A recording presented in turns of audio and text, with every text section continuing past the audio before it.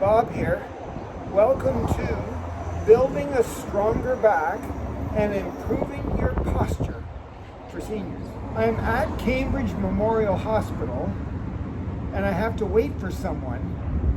So I thought I might as well try to improve the strength in my back, which will help me have better posture and, in the long run, less problems. They say that the deadlift exercise is the best exercise you can possibly do to strengthen your back. However, lots of people do the deadlift incorrectly, which does the opposite. It damages your back. So I'm going to show you how to do a deadlift properly. If you don't think you can handle it, don't do the deadlift. First of all, you're going to be picking something up off the ground. I found this tape. I'm going to pick the tape up.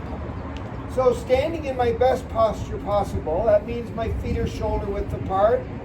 I'm really tall. I'm using those erector spinae muscles so that I can stand and I'm stable. And when I'm ready, I'm going to bend over, hinging at the hips, pushing my bum back. And when I get bent over so that I'm flat from the head to the tailbone, I'm going to lower my hips down by bending my knees, and then I'm going to reach for whatever I'm going to pick up. But I noticed that it's quite a distance away from my toes, so I'm going to come back up and move closer to it.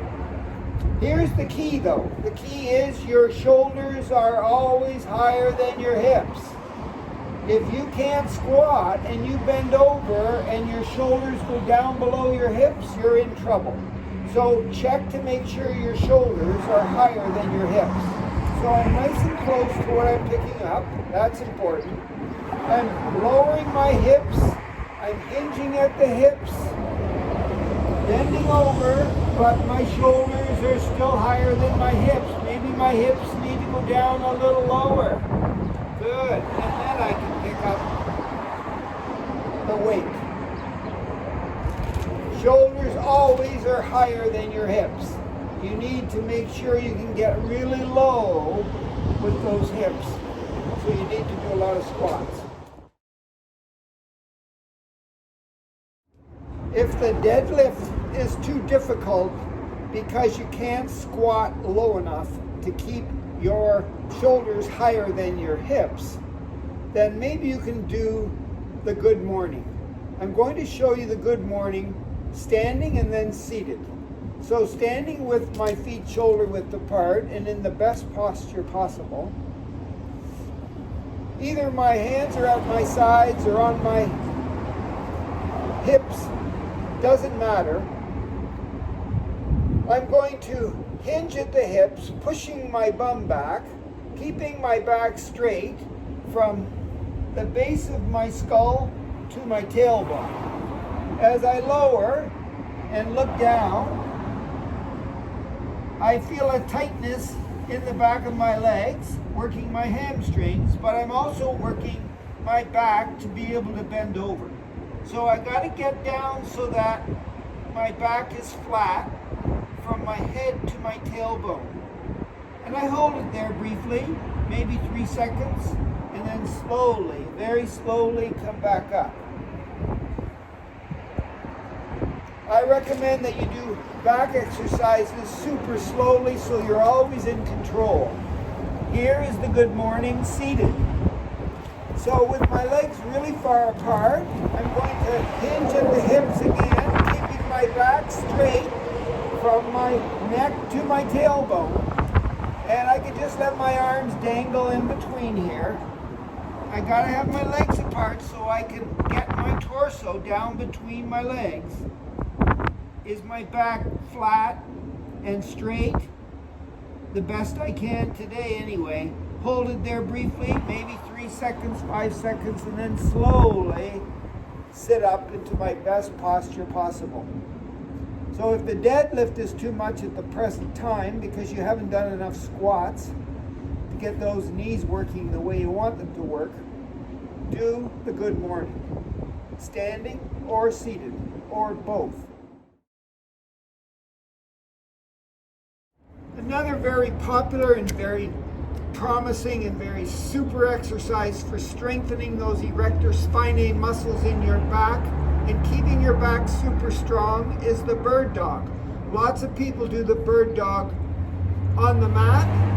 I'm going to do it standing today. Watch carefully. Find a wall. Step away from the wall. Put your hand, doesn't matter which one, flat on the wall. Palm on the wall. So it's a little bit lower than your shoulders. Okay? Face the wall.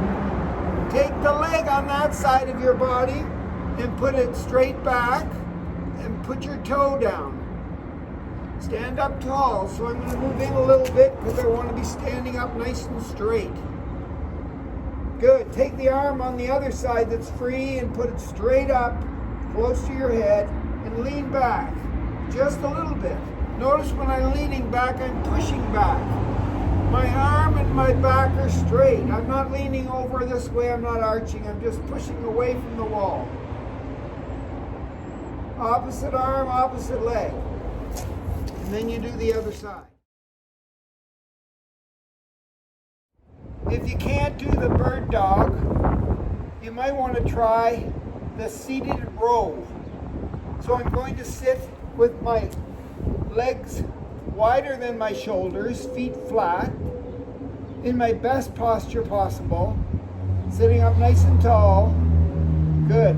Then I'm going to reach out between my legs and hinge at the hips again and grab a hold and pull back, straight back, until my hands are be at my side and my shoulder blades are together and my elbows are way back. So I reach out, hinge at the hips, in between my legs, looking for what I'm going to grab a hold of it, squeeze it, and pull it straight back, and push my elbows back and my shoulder blades together. One more, reach out. It's kind of like a good morning, but not quite.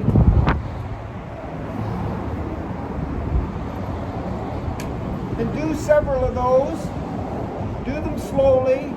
Don't forget to hinge at the hips so your torso is in between your legs. Get the legs a little wider maybe. Extend your arms, grab a hold, do a squeeze there with your fingers and pull your arms straight back and put your shoulder blades together and your elbows way back with your fists at your side. The seated row. Well, that's it for today, folks. I hope those back exercises are to your liking. You don't want to have back pain, especially as you age. And by the way, I'm at Cambridge Memorial Hospital and there's a sign behind me saying no smoking. Don't smoke. The nicotine dries out your muscles and your tendons.